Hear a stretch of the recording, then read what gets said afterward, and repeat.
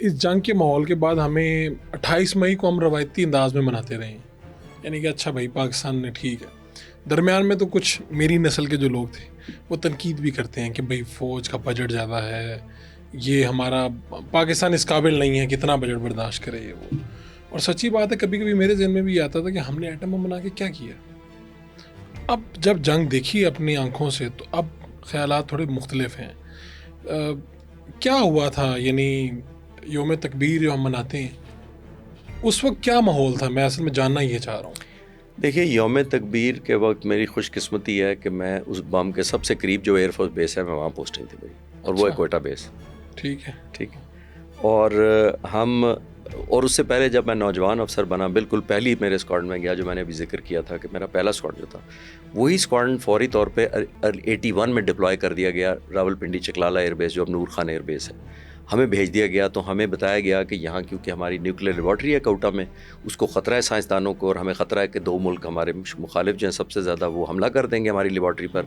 तो क्योंकि दूसरे बेसिस से जहाज़ आने में देर लगेगी, पेशावर या कामरा और किसी और जगह से, तो पिंडी में ही जहाज़ होने चाहिए, दैट मीन चकलाला में ही होने चाहिए, फौरी तौर पर टेक ऑफ करने के। तो मैंने कुछ मुख्तलिफ सालों में तकरीबन 6 साल तक एयर डिफेंस किया कोटा का, यानी प्रोटेक्शन के सेंस में। जब वहाँ बम बन रहा था तो थोड़ी सी हमने कंट्रीब्यूशन डाली कि उसको एयर प्रोटेक्शन दी उस एरिया को कि कोई हमला ना कर सके।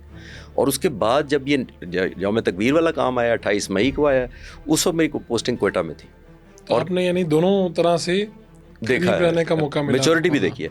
उस वक्त पाक फ़िज़ाइया की बहुत बड़ी जिम्मेदारी थी ना यौम तकबीर वाले दिन, और या उससे 2-3 दिन पहले या कई दिन तक ट्रांसपोर्ट करना था पाक फ़िज़ाइया के C-130s में ये सारा मटीरियल, बॉम्ब का मटीरियल, डेटोनेटर्स, वेपन्स और सारे पिंडी से ट्रांसपोर्ट करने थे टू कोयटा। अच्छा। पाक फ़िज़ाइया प्रोटेक्शन देती थी। हमें ख़तरा था कि C-130 को भी रास्ते में इंटरसेप्ट करके मार ना दिया जाए कि पाकिस्तान न्यूक्लियर ना बन सके। ये खटक तो रहा था, खटक तो बहुत रहा था। तो हम फिर उसको इंटरसेप्ट करने के, कोई इंटरसेप्ट ना करे, और प्रोटेक्शन देते थे थ्रू आउट, ताकि सेफ्टी से कोयटा पहुंचाया जा सके। फिर कोयटा से आगे ज़ाहिर ले जाया जाता था, हेलीकॉप्टर बाय रोड्स की चीज़ें लेके जाते थे। और ये न्यूक्लियर ऑलमोस्ट हमने अपने सामने देखा। और इंडिया तो कर चुका था, तो हमारे यहाँ तो एक माहौल बन रहा था, या उस वक्त लोग क्या सोच रहे थे, यानी अवामी जज्बात भी क्या थे? उस वक्त अवामी जज्बात में यही था जैसे आज का है। अच्छा। हम कहते अगर हिंदुस्तान कर सकता तो हम क्यों नहीं कर सकते? हम क्यों नहीं कर रहे? हम क्यों नहीं कर रहे? हमारा 17 दिन का गैप था। हिंदुस्तान ने जब कर लिया था धमाका, उसके बाद 17 दिन बाद हमारा हुआ था। वो 17 दिन ये कौम बड़ी हिजान में रही थी और मायूसी में भी रही थी। और मैं बीइंग एयरफोर्स, हमसे लोग पूछते थे जैसे कि मैंने कोई डिसीजन लेना है, वो कहते आप लोग क्या कर रहे हैं, हमारी फौज क्या कर रही है, क्यों नहीं धमाका हो रहा है?